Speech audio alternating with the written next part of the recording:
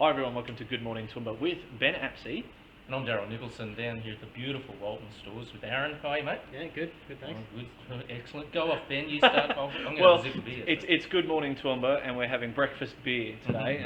Everyone knows what we pre-record these the evening before, so thanks for having us down here on this beautiful Monday afternoon after such a cold Saturday, coldest May day Saturday. in 20 years, and yet here we are and it's 20 degrees on a Monday afternoon in May. So thanks for shouting us some beer, and I know Daryl's been hankering for one for quite some time. So yeah, it's been amazing. So mate, tell us the story. How have you gone with the changes and now we're looking at some more restrictions lifted. What's the plans with your three businesses down here? Yeah, so it's been pretty interesting. We've just had a bit of a different approach to each business because with I guess the different levels of restrictions, kind of you need to have a more takeaway orientated business to open up in the early stage of the reduced restrictions. So looking at opening up the Biergarten this week, and then Hola and the Moose will need I guess a bit more on-site venues capacity. Yep. Okay, yeah. So you'll need more than 10 to open those other two. You think? Okay.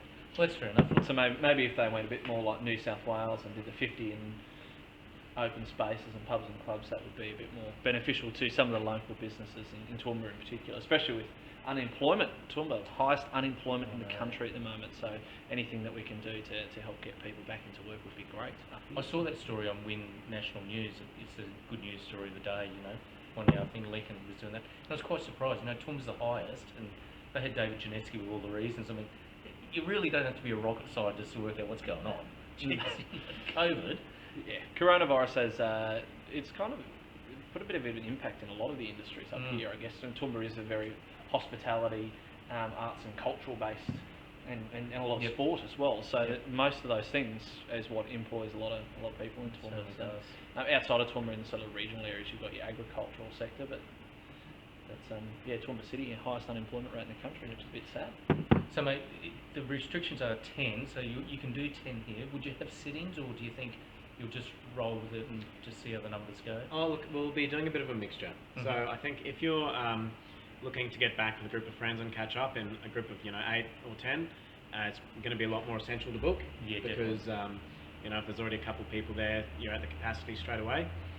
But if you're just by yourself or with your partner in the afternoon feeling like a draft beer, then I'm sure you'll be fine just to show up and.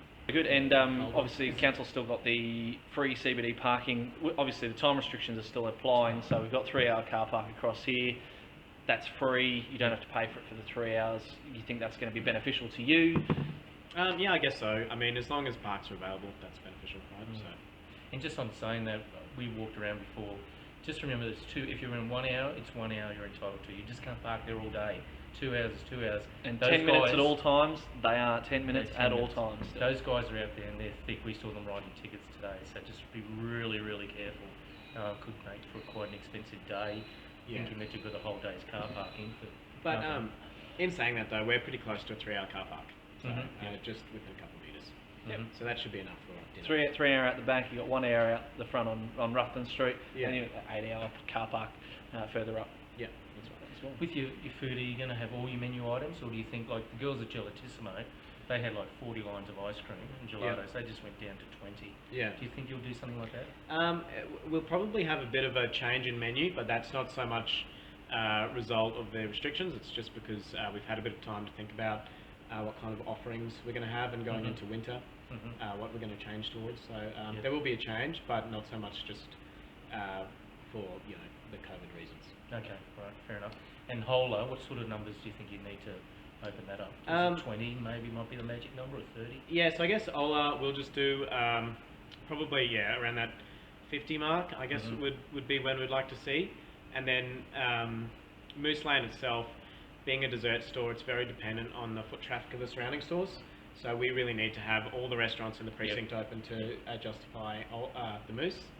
But we've still made a lot of fresh gelato products, so we'll repackage them and sell them from the Biergarten as takeaway when we open up. So you'll still be able to get the product, but just the venue itself won't be open. Okay.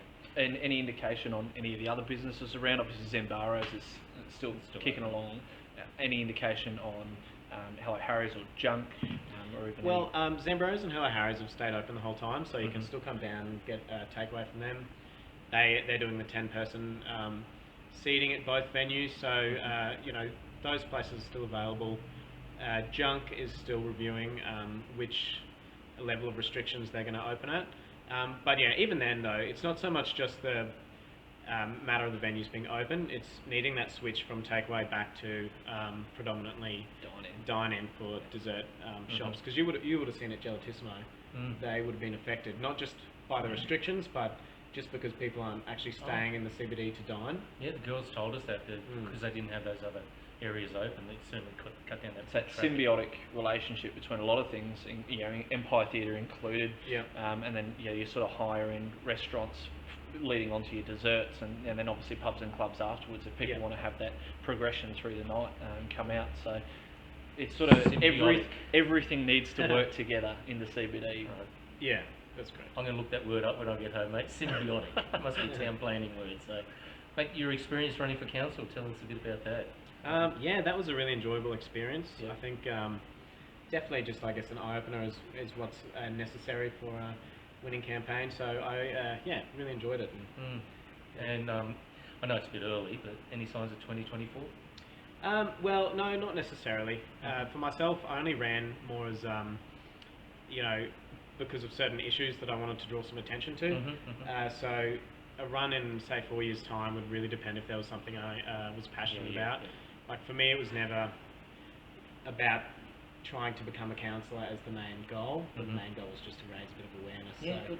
So yeah, we'll see what the situation's like in 4 years, but yeah, I guess we won't know until then. Yeah, that's right. And issues you said were the main reason that you ran. What do you see as the sort of the predominant issues of the CBD where your businesses are? Yeah, look, I just think it's about the way that I guess parking's been the big one that's been talked about a lot, and I think parking is kind of the face of it, but really the issue is that it's not, I guess, what's the right term for it? Easy to access, I guess. Like it's very frustrating entering the CBD in certain areas, like especially the congestion with traffic when you're coming downtown. So a lot of the stuff I was kind of saying was if we could redirect traffic into areas where the parking is available, and then just, you know, making good use of like Kwongsang Walk, Domestic Lane and Carnival Lane that's going in, and getting that done quickly so that you can get those walkways kind of as like kind of like a blood vessel, I guess, going into the CBD, and then having those car parks you know, easily accessible for someone driving downtown. That's excellent. Good. Well done. Okay, well that's our Monday, mate. That's our Monday afternoon, our show here for our Tuesday. What's Tuesday's weather going to be looking like today? Tuesday? Well, I don't know. Yeah, you don't know? So I've given up on the weather at this point. I can't keep up. It's either cold or hot or somewhere in between in Toowoomba at this point. It's Melbourne weather. You'd never know what to expect. Okay. Mate, I want to thank you for coming on the show today. No, and opening – sometime this week, so haven't got a day yet, but as soon as you get open, mate, we'll certainly get the word out there for you. Well, yeah, there'll definitely be cold ones flying on the weekend. Okay, good stuff. That'll be Right. Okay, well, I'm Daryl Nicholson, Toowoomba 4350 TV, more than just a postcode. And thank you for joining us here down at König's Biergarten with Aaron Goldie, Daryl Nicholson, and I am Ben Apsey with Good Morning Toowoomba.